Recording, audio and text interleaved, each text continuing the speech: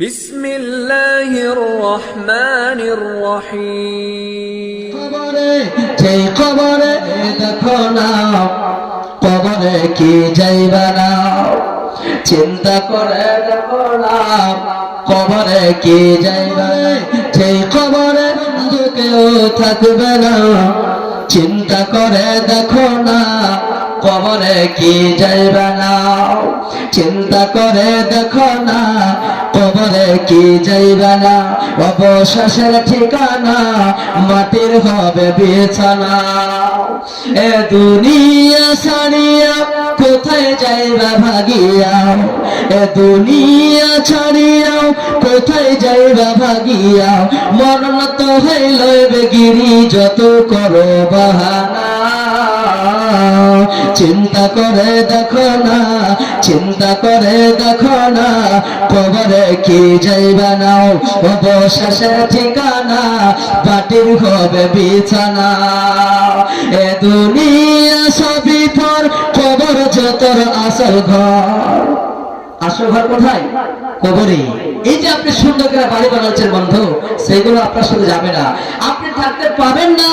আপনি কত সুন্দর করে বাড়ি বানিয়েলেন, ঘর বানিয়েলেন, তাই বলছেন কবি, এ দুনিয়া সবই পর, কবর যে তোর আসল ঘর। এ দুনিয়া সবই পর, কবর যে তোর আসল ঘর।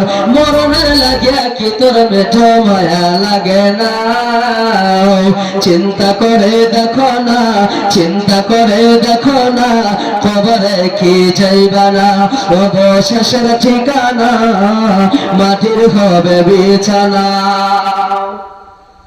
ভাইরা আমার, বন্ধুরা আমার, আজকে আমরা আল্লাহর জীবন পেয়ে, আল্লাহর দেওয়া ধন সম্পদ পেয়ে আল্লাহকে বলে গেলে ভুলে আছি। আল্লাহর মরণ কহে আমাদের স্মরণ হয় না রে বন্ধু, একবার আমাদের চিন্তা হয় না, আমাদের যে একদিন মরতে হবে কথাটা আমাদের বিবেকে আসে না। আল্লাহ রাব্বুল আলামিনের নবী বলেন, হে আমার উম্মত, তোমরা শুনে নাও, তোমাদের কাছে মালাকুল মউত আসার আগে আগে, তোমাদের কাছে মউত আসার আগে আগে এই পৃথিবীর বুকে, জমিনের বুকে তোমরা জানে ভালো আমল করে নাও।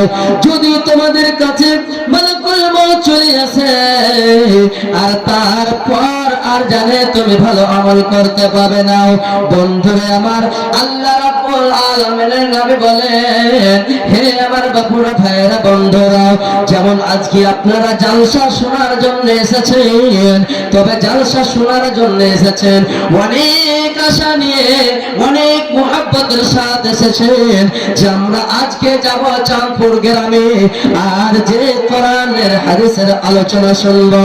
অনেক দূর দূর থেকে মাওলানা সাহেবরা আসবে, আর তাদের কাছ থেকে আমরা কোরআন হাদিসের কথা শুনবো। কিন্তু বন্ধুরে,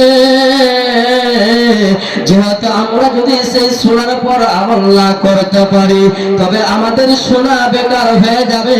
এই গরম বিছানা ছেড়ে এসে ঠান্ডা ঠান্ডার সময়তে প্যান্ডেলের নিচেতে ফুয়ালে বসে বসে সারাটা রাত কাটিয়ে দিল, আমাদের সমাজে হবে না।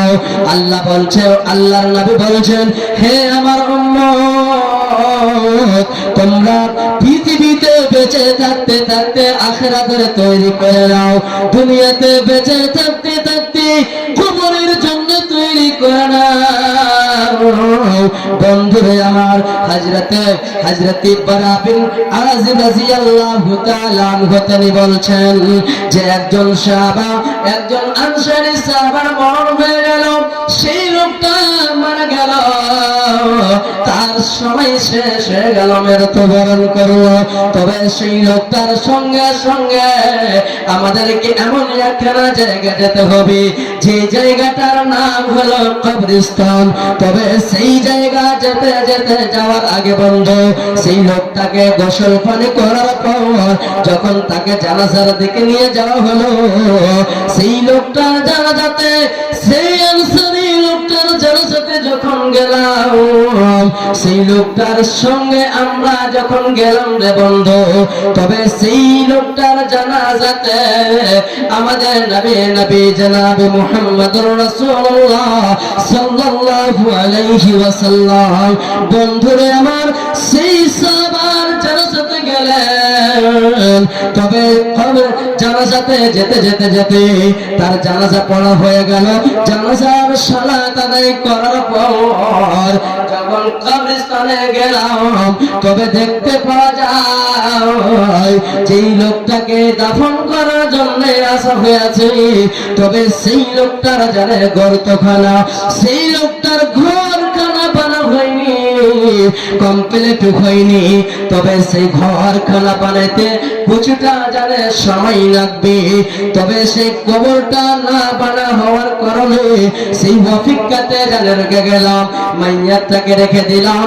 সেই মাইয়াতকে রাখার পর আমরা জানে সামনাবি সহ সেই জায়গাতে দাঁড় হয়ে আছি। এই মুহূর্তে আমার নবী, আপনার নবী, নবী জনাব মুহাম্মদুর রাসূলুল্লাহ সাল্লাল্লাহু আলাইহি ওয়াসাল্লাম, বন্ধুরে আমার, একটি নতুন কবরের পাশে বসে গেলেন। ভাই মুসলমান, একটু গৌর করে শুনবেন, মনোযোগ দিয়ে শুনবেন। হাদিসটি শুনে যদি আমল করতে পারেন, তবে আমি বলি আল্লাহর হাদিসের আল্লাহর নবীর হাদিসের উপরে আমল করতে পারেন, তবে অবশ্যই অবশ্যই আপনার জীবনটা ধন্য হয়ে যাবে। তবে সেই নবী আমার কবরের পাশে কবরস্থানে বসে গেলেন। আর বসার পর বন্ধুরে হযরত বারা বিন আযিব বলছেন, নবীজি আমার বসে গেলেন আর হাতে একটা লকড়ি নিয়ে নিলেন। হাতে লকড়িটা নিয়ে লাকির টানছে, ডান এবং বাম থেকে লকড়ি টেনে যাচ্ছে, টানতে টানছে তো টানছে। আবার আকাশের দিকে নবী আমার তাকায়, আবার জমিনের দিকে তাকায়, আবার আকাশের দিকে তাকায়, জমিনের দিকে তাকায়। এই করতে করতে বন্ধুরে নবী আমার হঠাৎ করে চোখ করে এখানে একটা আওয়াজ দিয়ে বলে দিয়েছেন, ইয়া আখি, ওরে আমার সাহাবারা, ওরে আমার বন্ধুরা, হে আমার উম্মতের দলেরা, তোমরা জানে ফাইদু, তোমরা জানে এই কবরস্থানে যেই লোকগুলোকে দেখছো, যে লোকগুলা এই কবরে শুয়ে আছে, তবে এই কবরে যতগুলো লোকজন শুয়ে আছে রে, সেই লোকজনের দিকে তাকাও আর তার অপেক্ষা তোমরা জানে তৈরি করো। বন্ধুরে আমার, হযরত বারা বিন আযিব রাদিয়াল্লাহু তাআলা আনহু তিনি বলছেন, হে আমার বন্ধুরা, আমি নবীজির দিকে জানে সেই সময়টাই দেখছিলাম যখন নবী আমার একটা লকড়ি দিয়ে কাটছিলেন, আমার জমিনে লাকির কাটছিল। তবে সেই সময়তে দেখতে পেলাম নবী আমার আকাশের দিকে তাকালেন, জমিনের দিকে তাকালেন। আবার নবী আমার আমাদের মতো সাহাবাকে ডাক দিয়ে বলছেন, ওরে আমার বন্ধুরা, তোমরা এই কবরের জন্য তৈরি করলাম। ভাই আমার, এই কবরের জন্য তৈরি করতে বলেছে, সুবহানাল্লাহ। কিন্তু দেখেন বন্ধু, যখন আমাদের গ্রামে আমাদের এলাকাতে কোন একজন লোকজন যখন মারা যায়, সেই লোকটাকে দাফন করার জন্য যখন আমরা বাড়ি হতে বের হয়ে যাই, তবে আমরা দুনিয়ার কথা নিয়ে বেঁচে থাকি। আমরা যেই লোকটার জন্য যাচ্ছি, যেই লোকটাকে দাফন করব বলে যাচ্ছি, যেই লোকটাকে উদ্ধার করতে যাই, সেই লোকটার জন্য আমরা দোয়া করতে পারি না, সেই লোকটার জন্য আমরা মাগফিরাতের দোয়া বলতে পারি না। যতগুলো কবরে শুয়ে আছে তাদের জন্য আমাদের দোয়া বলার এবং তাদের জন্য মাগফিরাতের জন্য যেই দোয়াগুলো বলতে হবে, সেইগুলো আমরা জানে বলতে পারি না। ভাই মুসলমান, তবে আরো একটি হাদিস শুনেন, যে আমরা এত হতভাগা মুসলমান, আমরা কপাল পোড়া মুসলমান, যে আল্লাহর কবরের শাস্তি কি বলে আমাদের অন্তরে ভয় হয় না, আমাদের বিবেকে সেই কথাটা আসে না যে আমরা একদিন মরে যাব, আমাদের জীবনটা শেষ হয়ে যাবে। এই কথাটা আমরা জানে ভাবতে পারি না। বন্ধুরে আমার, আমরা হতভাগা মুসলমান।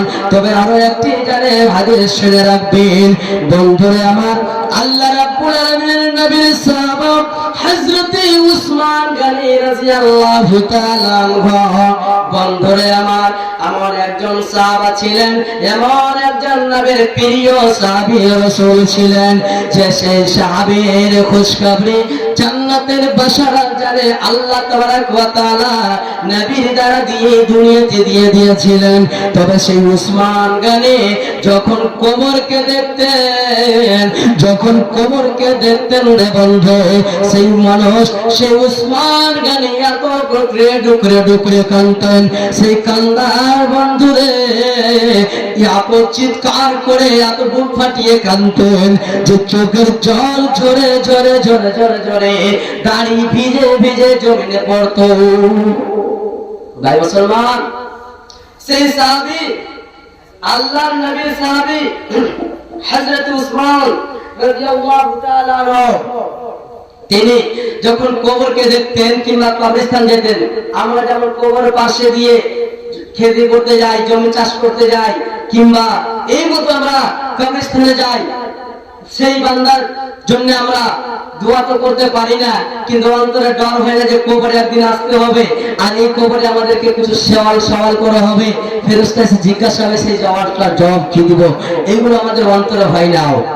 তবে হযরত উসমান গনি রাদিয়াল্লাহু তাআলা আনহু যখন কবরকে দেখতেন খুবই কাঁদতেন। কত কাঁদতেন জানেন? হাদিসের মধ্যে এসেছে হযরত উসমান গনিকে যখন জিজ্ঞাসা করা হইল, হযরত উসমান গনিকে যারা জিজ্ঞাসা করছে, তার বাড়িতে একজন গোলাম ছিল, সেই গোলামটার নাম হলো হানি। গোলামটার নাম কি বললাম? হানি। সেই গোলাম যার বাড়িতে যে থাকে ওর বেশি কথা বলতে পারবে নাকি? তার বাড়িতে একটা গোলাম ছিল, সেই গোলামটার নাম হলো হানি। তবে সে হানি একদিন প্রশ্ন করছে। কি প্রশ্ন? উসমান গনি, ও আল্লাহর নবীর জামাই, আল্লাহ রাসূল যখন আপনার সামনে আমাদের সামনে জান্নাত এবং জাহান্নামের কথা বলে, আখিরাতের ভয় দেখে কথা বলে, যে যারা পৃথিবীতে বেঁচে আছে যখন মরে যাবে তারাকে জাহান্নামে দিবে, আবার আখিরাতে অনেক শাস্তি হবে, অনেক জানে আযাব হবে, কঠিন দিন হবে, সেই দিনকার ব্যাপারে যখন কেউ কথা বলে আপনি তো কাঁদেন না, তো কি আছে কবরে? কবরে কি আছে যে আপনি এত কাঁদছেন? ভাইরা আমার, আল্লাহ রাব্বুল আলামিনের রায় বলছেন, আল্লাহ রাব্বুল আলামিন নবীর সাহাবী হযরত উসমান গনি বলছেন, ইন্নাল কবরা আউয়ালু মানাজিলিল আখিরা। হে আমার সঙ্গীরা, এই আমার সাথীরা, শুনে নাও শুনে নাও, যখন আমাকে প্রশ্ন করেছো রে ও আমার বাবারা, শুনে রাখো, যখন আমার কাছে জানতে চেয়েছো যে কবরে কি এমন জিনিস আছে যে কবরকে দেখে আমি জানি ভয় করে করে কান্না করি, তবে যখন জিজ্ঞাসা করেছো রে, তবে শুনে নাও, এই কবরে যখন আসবে মানুষ, পৃথিবীর জীবনটা যেদিন শেষ হয়ে যাবে, জীবনটা শেষ হয়ে যাওয়ার পর যখন বান্দা আবার দিকে আল্লাহর দিকে অথবা কবরের দিকে যাবে, তো মৃত্যুবরণ করার পর সেই লোকটার সর্বপ্রথম জায়গা হবে তার কবর। হাজি ভাইরা আমার, বাপুরা আমার, বলেন তো, যখন মানুষ মারা যাবে তাকে তার বাড়িতে রাখা হবে না? হবে? হবে না। তবে সেই লোকটাকে কোথায় নিয়ে যাবে? কবরে, কবরস্থান নিয়ে যাবে। কবরস্থান তার জন্য আখিরাতের মঞ্জিল, আখিরাতের ঠিকানার মধ্যে সর্বপ্রথম জায়গা হবে। তো কি হলো? আখিরাতের ঠিকানা তো কি হলো? সেই আগে রেখে দিলে চলে আসলো সব। তুমি কেন কাঁদো কবরকে দেখে? হযরত ওসমান বলছেন, হে আমার উম্মতেরা, ওরে আমার বন্ধুরা, তোমরা শুনে নাও, কবরকে দেখে আমি এই জন্য ভয় করি রে, যখন কোনো একজন বান্দা মারা যায়, যখন কোনো একজন লোকজন মারা যায়, সেই লোকটা মৃত্যুবরণ করার পর সেই লোকটার জন্য আখিরাতের ঠিকানার মধ্যে তার সর্বপ্রথম জায়গা, সর্বপ্রথম ঠিকানা জানে তার হয়ে যায় কবর। তখন যখন কবরে রেখে দেয়, যায় সেই লোকটার কাছে আর কোন রকমের জিনিস থাকে না। সেই লোকটাকে যখন কবরে রেখে দেয়, সেই লোকটাকে দাফন করে দিয়ে চলে আসলো। 40 কদম যখন চলে আসবে, তাদের কাছে 2খানা ফেরেশতা এসে যাবে। কয়খানা? 2খানা ফেরেশতা এসে যাবে। আবার 2খানা ফেরেশতা এসে 3খানা প্রশ্ন জিজ্ঞাসাবে। 3খানা প্রশ্ন জিজ্ঞাসা করবে। দুইটি কথা আমার ধ্যানে রাখবেন, জলদি করে শর্টের মাঝে বুঝে যাবেন কথাটাকে। কবরে কি কি হবে সেই কথাটা আমি দুনিয়াতে মানুষকে কি হয় ওই কথাটাতে বোঝাবো বিশাল দিয়ে। কথা কি? বন্ধুরে আমার, কবরের ভিতরে যাবেন, এমন একটা জায়গা যাবেন যে কবর 3খানা প্রশ্ন কবরের ভিতরে জিজ্ঞাসা করবে। 1খানা প্রশ্ন হলো মান রব্বুকা, রে আল্লাহর বান্দা বল তোমার রব কে। 2টা ফেরেশতা এসে 3খানা প্রশ্ন জিজ্ঞাসা করবে। প্রথম প্রশ্ন হবে মান রব্বুকা, তোমার রব কে? বলেন তো কে? আমাদের রব কে? বলেন না ভাই? হায় আল্লাহ, আমাদের রব হলো আল্লাহ নাকি? যদি আমরা আজকে জানছি পড়েছি তাই বলে বলতে পারছি, কিন্তু কবরে ওইটাই লোক বলতে পারবে যার ভিতরে ঈমান থাকবে, অথবা বলতে পারবে না। 2 নাম্বার প্রশ্ন হবে মান দীনুকা, আরে আল্লাহর বান্দা বল তোমার পৃথিবীতে ধর্ম কি ছিল, তোমার দিন কি ছিল। সেই লোকটা যদি নেককার হয় তো বলতে পারবে। 3 নাম্বার প্রশ্ন হলো মান নবিয়ুকা, তোমার নবী কে? বলেন তো আমাদের নবী কে? মুহাম্মদ সাল্লাল্লাহু আলাইহি সাল্লাম।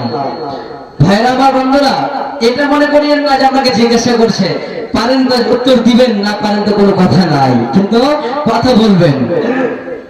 আল্লাহ রাব্বুল আলামিনের সাহাবীকে বলছে উসমান গনি যে আমি এই জন্য কান্না করছি, যদি কবর যখন মানুষটাকে রেখে দেওয়া হবে আর সেই কবরের ভিতরে সেই 2খানা ফেরেশতা আসবে, 2খানা আল্লাহ যেহেতু গার্ড আসবে জান্নাতের, এবং যেহেতু এসে বলবে 3খানা প্রশ্ন যদি উত্তর দিতে পারেন, আপনার আমলনামার ঝোলা যদি আমার ঠিক থাকে তো সঠিকভাবে উত্তর দিবেন।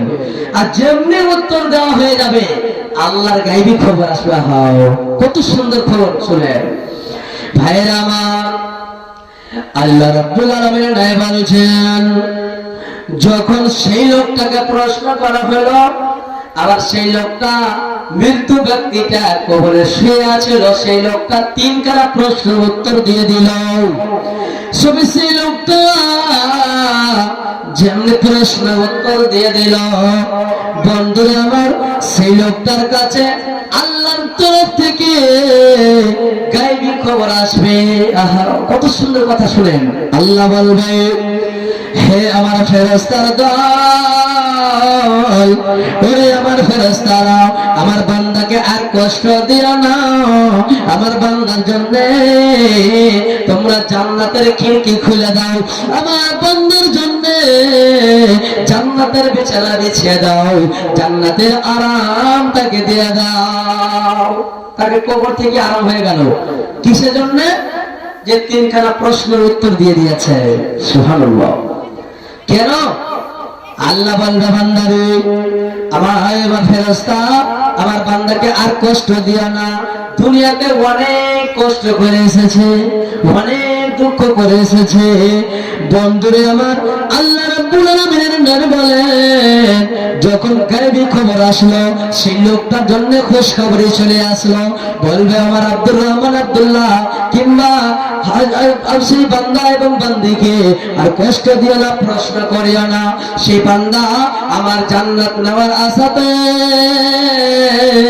অনেক রকমের কষ্ট করেছে, অনেক দুঃখ করেছে।